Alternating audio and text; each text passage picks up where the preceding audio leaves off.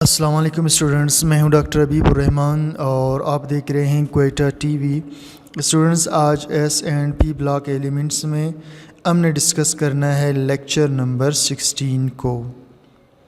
इस लेक्चर में हम पढ़ेंगे acid base behaviour of the oxides of period 3 elements, यानी एसिड बेस वाला रवैया ऑक्साइड्स का पीरियड 3 का। स्टूडेंट्स, आप जानते हैं पीरियड 3 के एलिमेंट्स हैं sodium, magnesium, aluminium, silicon, phosphorus, sulphur, chlorine और आर्गॉन। ठीक है, इनके ऑक्साइड्स जब हम बनाते हैं तो सोडियम ऑक्साइड बनता है, मैग्नीशियम ऑक्साइड बनता है और एल्युमिनियम ऑक्साइड बनता है, सिलिकॉन का डाइऑक्साइड बनता है, फास्फोरस का ट्राईऑक्साइड भी बनता है और फास्फोरस का पेंटा ऑक्साइड भी बनता है। ठीक है, और सल्फ़र का डाइऑक्साइड भी बन सकता है, सल्फ़र का ट्राइऑक्साइड भी बन सकता है, क्लोरीन का डाई क्लोरीन ऑक्साइड और डाई क्लोरीन हेप्टॉक्साइड, और ये नोबल गैस रिएक्शन नहीं करता।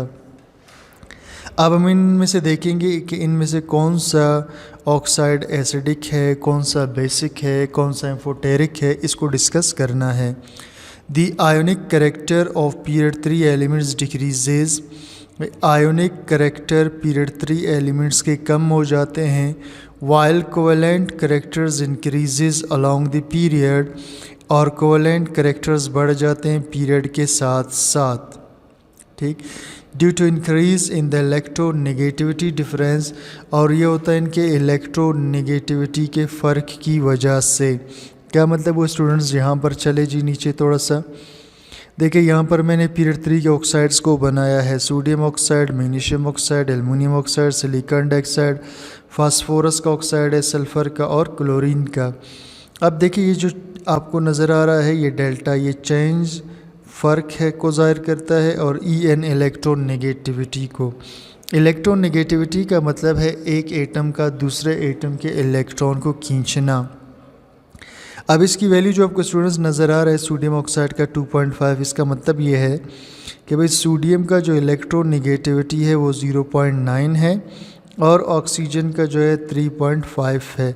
अब अगर हम 3.5 में से 0.9 को माइनस करें तो तकरीबन 2.5 या 2.4 की वैल्यू आती है। तो ये इसका इलेक्ट्रोनेगेटिविटी डिफरेंस है, यानी इन दोनों में इलेक्ट्रोनेगेटिविटी का इतना फ़र्क है। ठीक है, अब आगे आप देखेंगे इलेक्ट्रोनेगेटिविटी का फ़र्क कम हो गया 2.1, फिर और कम हुआ 1.8, फिर और कम हुआ 1.5, फिर और कम हुआ 1.25, फिर और कम हुआ।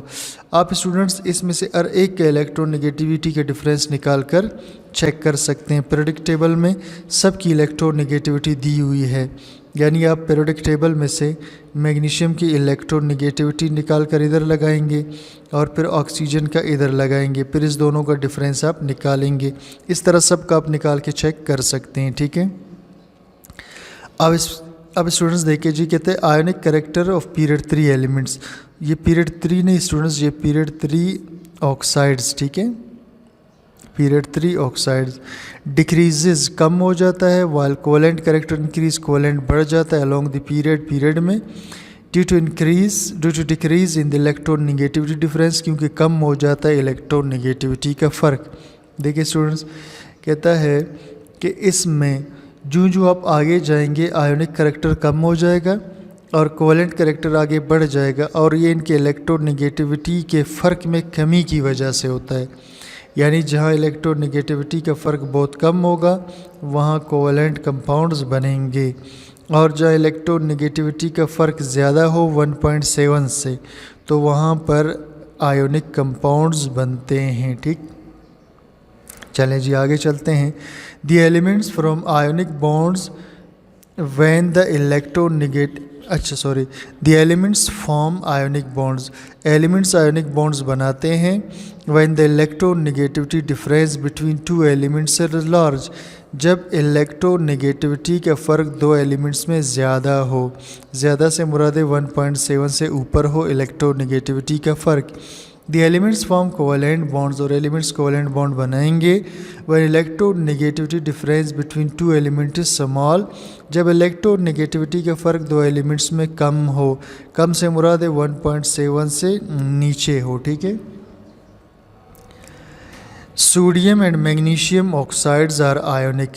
भाई सोडियम का ऑक्साइड और मैग्नीशियम का ऑक्साइड ये प्योरली आयोनिक हैं एंड कंटेन ऑक्साइड आयन, और इसमें ऑक्साइड आयन होता है ये वाला, ठीक है। Oxide ion is strongly basic, oxide ion strongly basic होता है, ठीक है। स्ट्रॉन्गली क्या होता है, बेसिक होता है। That reacts with water to form hydroxide ion, जो पानी के साथ मिलकर हाइड्रोक्साइड बनाएगा। देखिए जी, इसके अंदर ऑक्साइड आयन है, यानी ये सोडियम है, ठीक है। इसमें ये वाला इसका ऑक्साइड आयन है। तो ऑक्साइड आयन की ये प्रॉपर्टी है कि ये पानी के साथ जल्दी से रिएक्शन करके ये पानी का एक H निकाल कर ये 2 OH बना लेता है माइनस के साथ, ठीक है। ये सारे यानी यहाँ से ये एक हाइड्रोजन को निकाल कर OH बना देगा और एक OH उधर रह जाएगा, तो 2 OH बन जाते हैं इसकी वजह से। तो ऑक्साइड आयन यहाँ से एक हाइड्रोजन खींचेगा और फिर 2 OH के मॉलिक्यूल्स बन जाते हैं। Aluminium oxide has both ionic and covalent character. Aluminium oxide में दोनों होते हैं, आयोनिक और covalent character. And is amphoteric, और ये एम्फोटेरिक होता है। एम्फोटेरिक स्टूडेंट्स उसको कहते हैं जिसमें एसिडिक और बेसिक दोनों कैरेक्टर्स हों। It reacts with both acids and bases. ये रिएक्शन कर सकता है दोनों एसिड्स के साथ भी और बेसिस के साथ टू फॉर्म साल्ट्स, और क्या बनाएगा, salt. It reacts with strong bases to form salt, इसी तरह ये बेस के साथ मिलके सॉल्ट बना सकता है।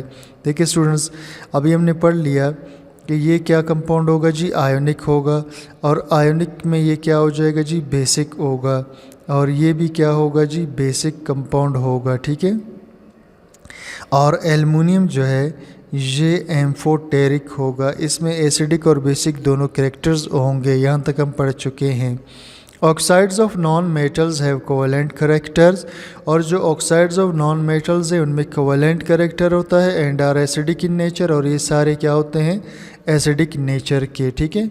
यानी ये वाले स्टूडेंट्स, ठीक है, ये वीक एसिड होगा, ठीक है, ये थोड़ा सा स्ट्रॉन्ग एसिड होगा, और ये उससे भी ज़्यादा, ठीक है, मोर, ये दोनों जो है वेरी स्ट्रॉन्ग एसिडिक ऑक्साइड्स होंगे। तो आगे जाके ऑक्साइड्स क्या हो जाएंगे जी, एसिडिक होते जाएंगे, सही। तो ऑक्साइड्स नॉन मेटल्स के कोवेलेंट कैरेक्टर्स रखते हैं और एसिडिक नेचर के होते हैं। They form acids acidic solution when dissolve in water, ये एसिडिक सॉल्यूशन बनाएंगे जब पानी में डाले जाएंगे। स्टूडेंट्स, इसका इंशाल्लाह हम डिटेल भी पढ़ेंगे कि जी फास्फोरस को जब हम पानी में डालते हैं तो ये फास्फोरिक एसिड कैसे बनाता है। इसको सल्फ़र ट्राइऑक्साइड को जब हम पानी में डालते हैं तो ये H2SO4 सल्फ्यूरिक एसिड कैसे बनाता है। इसे पानी में डालेंगे तो ये HCl या HOCl इस तरह के कंपाउंड्स कैसे बनाता है। तो इंशाल्लाह हमने सारा पढ़ना है आगे चल के, ठीक है। तो ये acidic, they form acidic solution, ये एसिडिक सोल्यूशन बनाते हैं पानी में हल होकर। Trends in acid base behaviour, अब पीरियोडिक टेबल में इनका रुझान क्या होगा, ठीक है।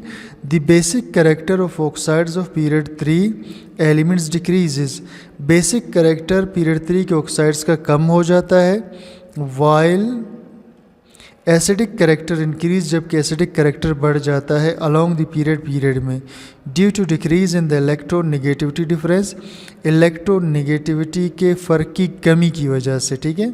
तो बिल्कुल वही बात हुई कि शुरू में सारे का सारा बेसिक कैरेक्टर होगा क्योंकि इलेक्ट्रोनेगेटिविटी का फ़र्क ज़्यादा होगा, और बाद में इलेक्ट्रोनेगेटिविटी का फ़र्क जब इनमें कम हो जाएगा, ये इलेक्ट्रोनेगेटिविटी का फ़र्क जब कम होगा तो ये फिर एसिडिक कैरेक्टर्स शो करेंगे। तो स्टूडेंट्स, ये था आज का हमारा लेक्चर जिसमें हमने एसिडिक और बेसिक बिहेवियर पढ़ा पीरियड 3 के ऑक्साइड्स का। उम्मीद करता हूँ आपको समझ में आ गया है। कोई चीज़ क्लियर ना हो कमेंट सेक्शन में ज़रूर बता दीजिए और चैनल को सब्सक्राइब, लाइक, शेयर कीजिएगा। Thank you for watching.